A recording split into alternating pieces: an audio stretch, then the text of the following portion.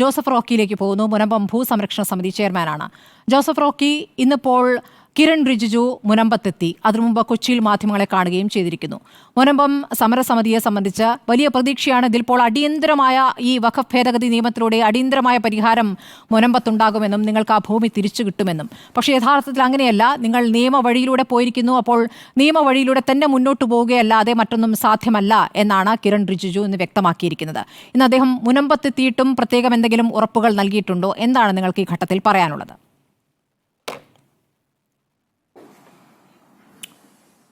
Madam, ഇന്ന് Kiran Rijiju sir വന്നിരുന്നു, BJP സംസ്ഥാന അധ്യക്ഷൻ വന്നിരുന്നു, ജോർജ് കുര്യൻ വന്നിരുന്നു.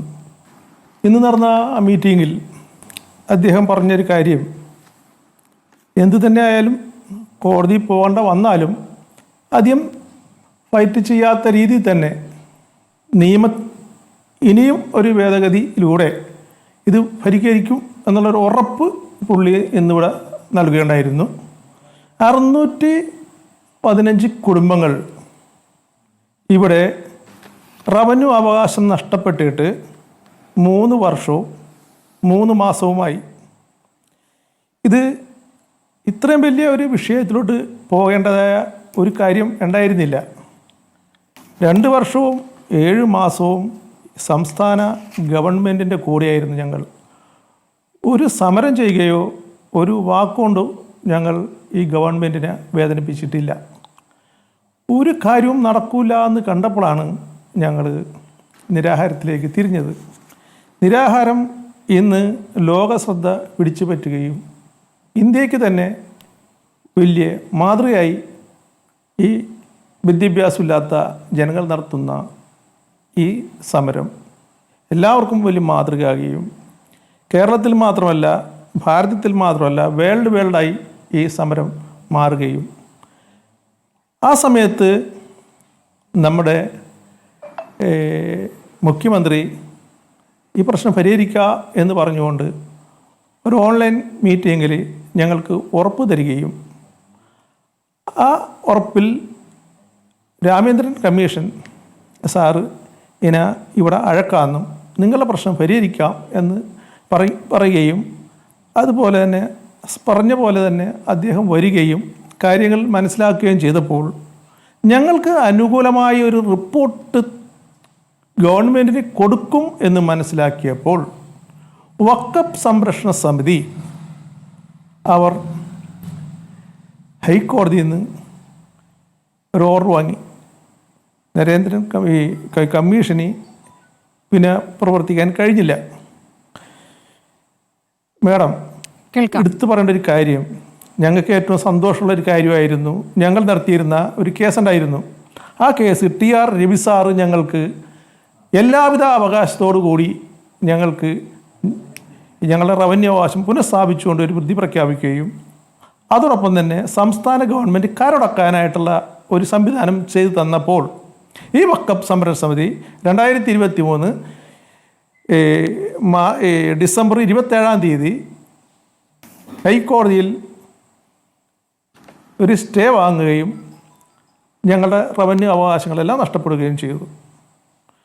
ഇപ്പോൾ ട്രൈബ്യൂണലിൽ നടക്കുന്ന കേസും വിധി പറയരുത് എന്ന് പറഞ്ഞുകൊണ്ട് വീണ്ടും അവർ സ്റ്റേ വാങ്ങിയിരിക്കുകയാണ്. അങ്ങനെ 4 വശത്തും ഞങ്ങൾക്ക് ഈ പ്രശ്നങ്ങൾ വന്നുകൊണ്ടിരിക്കുമ്പോൾ ഞങ്ങൾക്ക് മരുഭൂമിയിൽ ഒരു ഇറ്റി വെള്ളം പോലെ അല്ലെങ്കിൽ വലിയ പ്രതിസന്ധിയിൽ ഞങ്ങളെ കൈപിടിച്ച് ഉയർത്താൻ കേന്ദ്ര ഗവൺമെൻറ് വരും എന്നുള്ള പ്രതീക്ഷയിലായിരുന്നു ഞങ്ങൾ. ഇന്ന് ഞങ്ങൾ ഉത്സവത്തിമിർപ്പിലായിരുന്നു. എങ്കിലും ഞങ്ങൾ ഉദ്ദേശിച്ച അത്രത്തോളം വന്നില്ല. കാരണം ഞങ്ങൾ ആദ്യം അറിഞ്ഞിരുന്നത് ഒരു സൊസൈറ്റിക്ക് കൊടുക്കുന്നത് വഖഫല്ല, അത് ഇഷ്ടദാനമാണ്. ഇനി ഒരു ഡിഗ്രി ഉണ്ടെങ്കിലോ ഹൈക്കോടതി വിധി ഉണ്ടെങ്കിലോ പോലും ഇത് വഖഫാവൂല എന്നൊക്കെയാണ് ഞങ്ങൾ അറിഞ്ഞിരുന്നത്. എങ്കിലും ഞങ്ങളൊരു വിവാദത്തിലോട്ട് പോകാനായിട്ട് താല്പര്യപ്പെടുന്നില്ല. ഈ സമയം ഞങ്ങളുടെ വക്കീലുമാരായിട്ടെല്ലാം കണ്ടു. ഞങ്ങൾ ഇന്നത്തെ ദിവസം കഴിയട്ടെ എന്ന് കേന്ദ്രമന്ത്രി വന്നു പോയതിന് ശേഷം ഞങ്ങൾ വക്കീൽമാരായിട്ടെല്ലാം കണ്ട് കൂടുതൽ കാര്യങ്ങളിലോട്ട് കടക്കാൻ തീരുമാനിച്ചിരിക്കുകയാണ്. നാളെ ഞങ്ങൾ മീറ്റിംഗ് വിളിക്കുന്നുണ്ട്. ഞങ്ങളെല്ലാവരും അത് ചർച്ച ചെയ്ത് വക്കീലായിട്ട് ചർച്ച ചെയ്ത് ഈ വരുന്ന നിയമത്തിൽ ഞങ്ങൾക്ക് ആവശ്യമായത് എത്രത്തോളം ഉണ്ട് എന്ന് മനസ്സിലാക്കിയതിന് ശേഷമായിരിക്കും ഞങ്ങൾ അടുത്ത നടപടിയിലേക്ക് കടക്കുന്നത്. ശ്രീ ജോസഫ് റോക്കി, നിങ്ങളെ സംബന്ധിച്ച് നിങ്ങളുടെ ദുഃഖം മനസ്സിലാക്കുന്നു. നിങ്ങൾ ഈ സമരഭൂമിയിലേക്ക് ഇറങ്ങിയത് എന്തുകൊണ്ടാണ് എന്നുള്ള കാര്യം ഈ നാടിനൊക്കെ അറിയാവുന്നതാണ്. നിങ്ങൾ പണം കൊടുത്തു വാങ്ങിയ ഭൂമിയാണ്, കഷ്ടപ്പെട്ട് വാങ്ങിയ ഭൂമിയാണ്. ഓരോരുത്തർക്കും ഓരോ കഥ ഇതുമായി ബന്ധപ്പെട്ട് അവരുടെ ജീവിതവുമായി ബന്ധപ്പെട്ട് പറയാനുമുണ്ട്. നിങ്ങൾക്കിതിൽ രാഷ്ട്രീയമില്ല. പക്ഷേ നിങ്ങളെ ഏതെങ്കിലും തരത്തിൽ രാഷ്ട്രീയമായി ദുരുപയോഗം ചെയ്യുന്നുണ്ടോ എന്നൊരു സംശയം കൂടി വരുന്നുണ്ട്. ഈ വഖഫ് ഭേദഗതി നിയമം കൊണ്ട് നിങ്ങൾക്ക് ഇതിൽ ഇനി കൂടുതൽ സാധ്യമാവുക, നിങ്ങൾക്ക് ഈ ട്രൈബ്യൂണൽ റിട്ട് സാധ്യത എന്നുള്ളത് അപ്പീൽ സാധ്യതയായി മാറി എന്നുള്ളത് മാത്രമാണ്. ഇനിയിപ്പോൾ നിങ്ങൾ നിയമ പോരാട്ടം തുടരുന്നുണ്ട്. നിങ്ങൾക്ക് ഹൈക്കോടതിയെ സമീപിക്കാം, അല്ലെങ്കിൽ മേൽക്കോടതി സുപ്രീം കോടതിയെ സമീപിക്കാം. ഇത് കോടതിയിൽ തന്നെയാണ്. അതല്ലാതെ ഒരു സുപ്രഭാതത്തിൽ മുനമ്പത്ത് നിങ്ങൾക്കിതാ ആ ഭൂമി നിങ്ങൾക്ക് തിരിച്ചു തരുന്നു എന്ന രൂപത്തിൽ കേന്ദ്ര സർക്കാരും ഒന്നും ചെയ്യാൻ കഴിയില്ല. അതുതന്നെയാണ് കിരൺ റിജിജു ഇന്ന് മാധ്യമങ്ങളുടെ ചോദ്യത്തിന് ഉത്തരമായി നൽകിയത്. അത് നിങ്ങളെ നിരാശപ്പെടുത്തുന്നുണ്ടോ ജോസഫ് റോക്കി?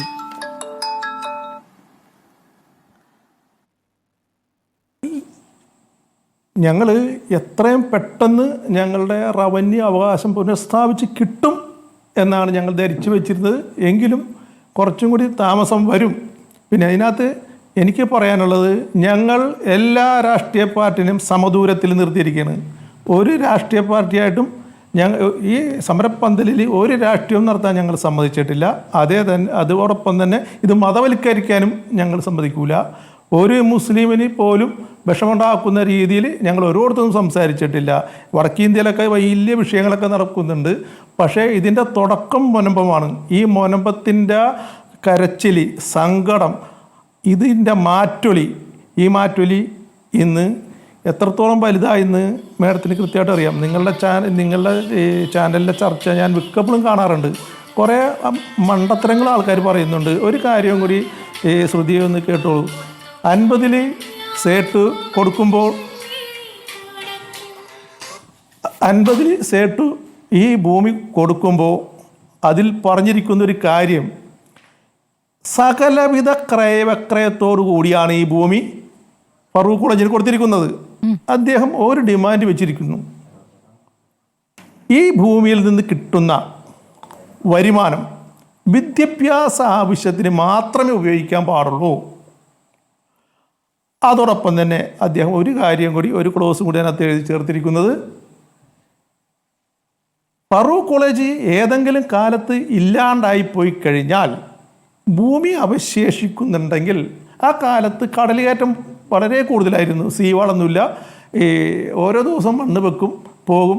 അപ്പോൾ അതുകൊണ്ട് തന്നെ സേട്ടു മനസ്സിലാക്കിയിട്ട് ഫറൂഖ് കോളേജ് ഇല്ലാത്തൊരു കാലം വരികയും ആ ഭൂമി അവശേഷിക്കുകയും ചെയ്താൽ ഇത് തിരിച്ച് എൻ്റെ അനന്തരാവകാശിയിലോട്ട് വന്നം എന്ന് പറയുമ്പോൾ, മേഡം ഇത് എങ്ങനെ വക്കപ്പാവും? വക്കപ്പ് എന്ന് പറഞ്ഞൊരു പെർമനന്റ് ഡെഡിക്കേഷൻ. നമ്മ ഭണ്ഡാരത്തിൽ പൈസ ഇട്ടാൽ തിരിച്ചെടുക്കാൻ പറ്റുമോ? ഇല്ല, പറ്റില്ല. അതുപോലെ കൊടുത്തൊരു ഭൂമിയാണ് ഇപ്പൊ സേട്ടുവിന്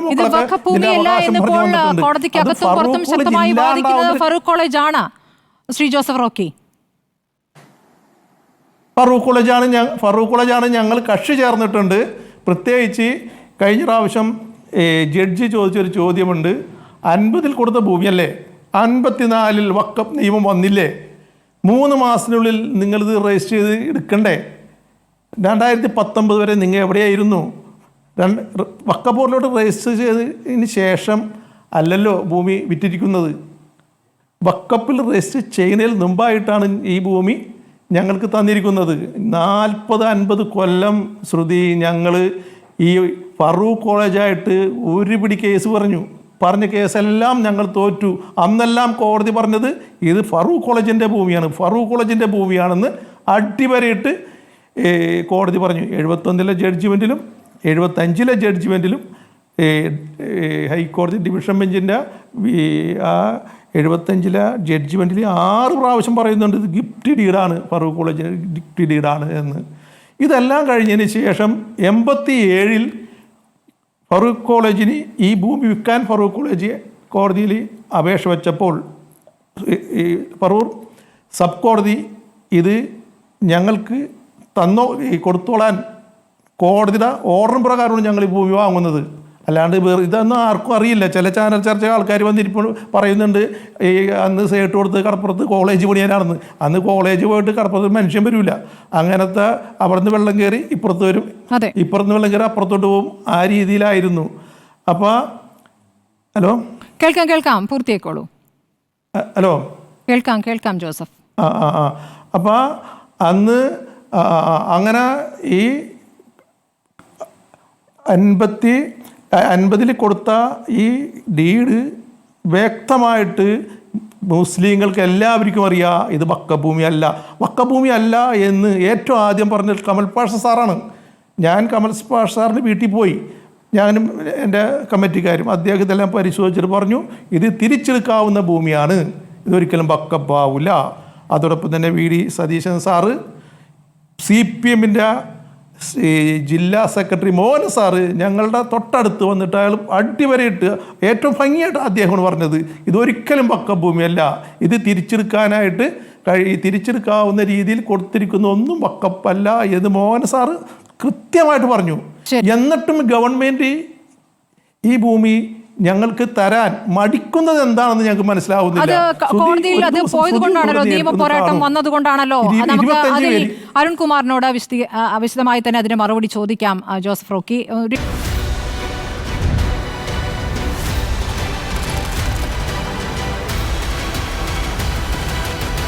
ഡിബേറ്റ് വിത്ത് സ്മൃതി പരുത്തിക്കാട്.